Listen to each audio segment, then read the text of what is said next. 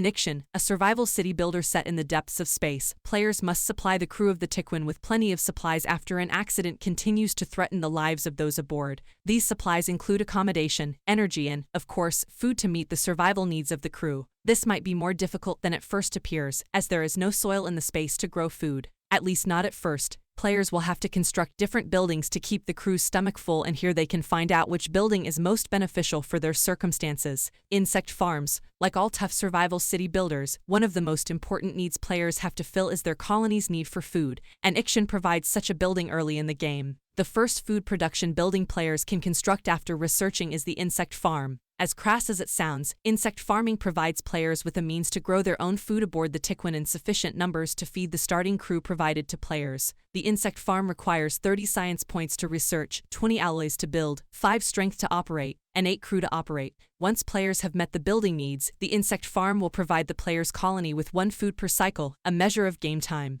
The crew aboard the Tiquin must feed once every 5 cycles, with 1 food being enough to feed 10 crew members. This means that a single bug farm can support 50 crew members every 5 cycles, making it an important building to have early on. Its relatively low cost allows players to feed small to medium crews relatively efficiently, as insect farming requires no additional resources to function. Farms and arable fields. The next food building that can be built is the farm. This building will not be unlocked until players are able to explore the third ring or layer of buildings. Once unlocked, the arable farm can be built for 30 alloys and 1 electronic. Players should be careful to set up the farm in an area with plenty of space, which is also hard to find on Tiquin, as the main disadvantage of the farm is the space required for efficient operation. Indeed, after building the grain farm, players must build adjacent grain fields, and these are the fields that produce food. The corn field achieves this by converting the water resource into a food resource. Therefore, players also need regular ice income and a melting station to convert ice into water if they want to use the grain farm. Players also need 16 alloys to build each cornfield, 3 extra energy, and 4 extra crew, making it an energy and crew-intensive building. Mushroom Wall. The Mushroom Wall is a mid-game building that provides players with a means to reuse garbage accumulated from other buildings on the station. Another level 3 food building can be built for the price of 90 alloy and 1 electronics.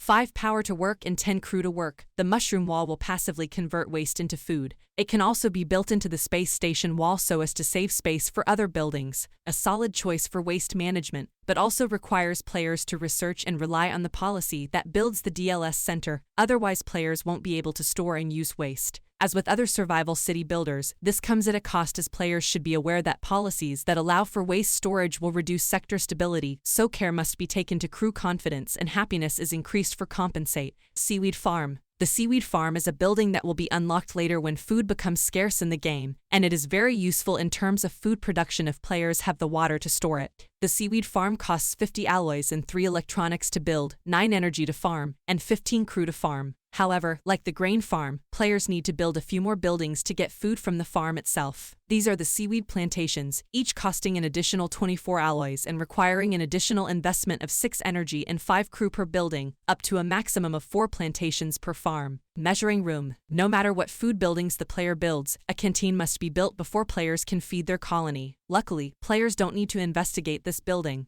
but they should still allocate enough space somewhere in each sector to feed the crew, as food produced in the other buildings has to go here first. Meets water needs. Many of these food production buildings require water to function properly. One of the buildings that players can use in the later stages of the game to fulfill their water needs is Research and Build Water Treatment Center. The Water Treatment Center requires 50 waste streams to operate.